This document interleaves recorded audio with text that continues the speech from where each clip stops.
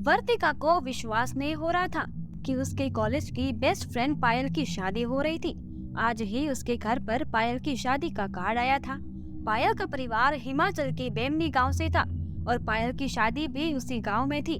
वर्तिका बहुत एक्साइटेड थी क्योंकि वह पहली बार कोई पहाड़ों की शादी अटेंड करने वाली थी। वर्तिका 2 दिन बाद अपना सामान लेकर बेमनी गांव पहुंची गई। गांव में घुसते ही वर्तिका पहाड़ की नजरों में खो गई और तभी उसके सामने कुछ अजीब सा हुआ। एक आदमी जोर जोर से चिल्लाकर पेड़ पर अपना सर मार रहा था और उसके सर से खून भी बह रहा था, पर आसपास के लोगों को मानो उसे कोई फर्क ही नहीं पड़ रहा था। वर्तिका को उस आदमी के पास जाने से भी डर लग रहा था, पर उसने हिम्मत करके जैसे ही उस आदमी को रोकने के लिए उसकी तरफ कदम बढ़ाए तो 2 लोग उस आदमी के पास पहुंचे और उसे बाजू से पकड़ के कहीं दूर ले गए। कुछ सेकंड के लिए वर्तिका सच में पड़ गई। वो सोच रही थी कि तभी उसे अपने पीछे से किसी की आवाज आई, वर्तिका। वर्तिका ने पीछे मुड़कर देखा तो खुद उसकी बेस्ट फ्रेंड उसे खुद लेने आ रही थी। पायल के हाथों में लगी थी मेहंदी। उसे देखकर वर्तिका उसे पागल आदमी के बारे में पूछना ही भूल गई और उसके घर के अंदर चली गई। घर के अंदर घुसते ही वर्तिका ने देखा कि कुछ पंडित पायल के घर के बाहर नमक से एक घेरा बना रहे हैं। मंत्र पढ़ते हुए वो पंडित पूरे घर के आसपास नमक बिछा रहे थे। वर्तिका ने पायल से इस बारे में पूछा तो पायल ने बताया, गांव में शादी वाले घरों को ऐसे ही बचाया जाता है। बचाया जाता है? ये सुनकर वर्तिका के मन में और नए सवाल आ गए थे। वो अपने सवाल पूछ पाती उससे पहले ही घर की बाकी औरतें उन दोनों को खींचकर तैयार होने के लिए ले गई। कुछ ही घंटों में पायल और वर्तिका भी तैयार हो गई, पर सभी लोग शादी के लिए निकल गए। मंडप में बैठा दूल्हा और दुल्हन, उनके परिवार के लोग शादी की रस्में कर रहे थे। उसी रस्म के बीच पंडित ने पायल को मंडप में जल रही आग में घी डालने को कहा, लेकिन तभी पायल मंडप में बैठे बैठे अचानक से अपने सर को बाईं और दाईं तरफ फेरने लगी। पंडित के दोबारा कहने पर पायल ने सीधा पूरा घी का डब्बा उठाया और उसे आग के अंदर फेंक दिया। आग बहुत ज्यादा भड़क गई और पंडित का एक हाथ आग से जलने लगा। वर्तिका मंडप के पास ही बैठी थी और यह देखकर उसकी आंखें फटी की फटी रह गई। देखते ही देखते पायल के हाथों का रंग काला पड़ने लगा और वह जोर जोर से अपने हाथों से जमीन पीटने लगी। घूंघट के नीचे उसका चेहरा तो नहीं दिख रहा था, पर उसके काले हाथ देखकर वर्तिका की हालत खराब हो गई थी। पर मंडप में बैठे लोग वहां खड़े होकर बस पायल को देख रहे थे।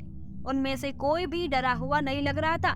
वर्तिका कोई बात और भी ज्यादा अजीब लगी।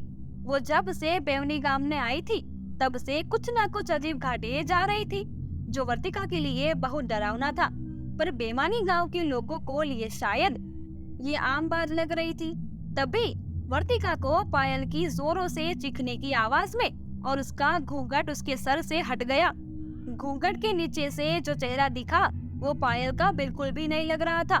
उसकी आंखें लाल पड़ी थी, बाल एकदम बिखर गए थे, उसके बाल भी बिखरे हुए थे, उसके दांत नुकीले हो गए थे। वो एक पागल जानवर की तरह आवाज निकाल रही थी।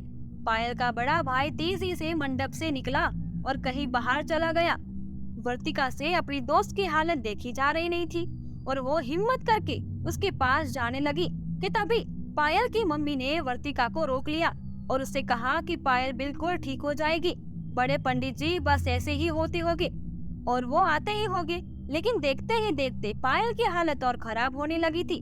उसने अपने हाथों से अपने ही बालों को खींचना शुरू कर दिया और वो किसी अनजान भाषा में कुछ बड़बड़ाने लगी। वर्तिका की नजरें पायल से हट ही नहीं रही थी। पायल के रूप देखकर वर्तिका कांप गई। उसे ये समझ नहीं आ रहा था कि आखिर कोई भी पायल की मदद क्यों नहीं कर रहा है। उसने जोर लगाकर पायल की मम्मी से खुद को छुड़ाया और पायल के करीब चली गई।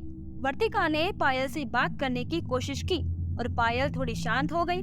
पायल के शांत होते ही वर्तिका जैसे ही उसके करीब गई, पायल ने दोनों हाथों से वर्तिका को गले से पकड़ लिया और जोर से उसका गला दबाने लगी। उसी समय पीछे से किसी की कुछ मंत्र बोलने की आवाज आई और किसी ने पायल के ऊपर जल छिड़क दिया और पायल बेहोश हो गई। उसी के साथ वर्तिका भी बेहोश हो गई। जब वर्तिका की आंख खुली तो वो एक बेड पर सो रही थी। वो पायल के घर में ही थी। उठकर पूरे घर में देखने लगी, लेकिन पायल घर में थी नहीं। उसने पायल को आवाज लगाना शुरू किया, पर वो कहीं नहीं दिखाई दी। तभी पायल की मम्मी वहां आ गई और उन्होंने वर्तिका को कुर्सी पर बिठाकर उसे बताया कि कल रात पायल की शादी हो गई और वो अपने ससुराल जा चुकी है। उन्होंने वर्तिका से कहा कि कल रात जो कुछ भी हुआ था वो बेमनी गांव में होने वाली एक काम घटना थी।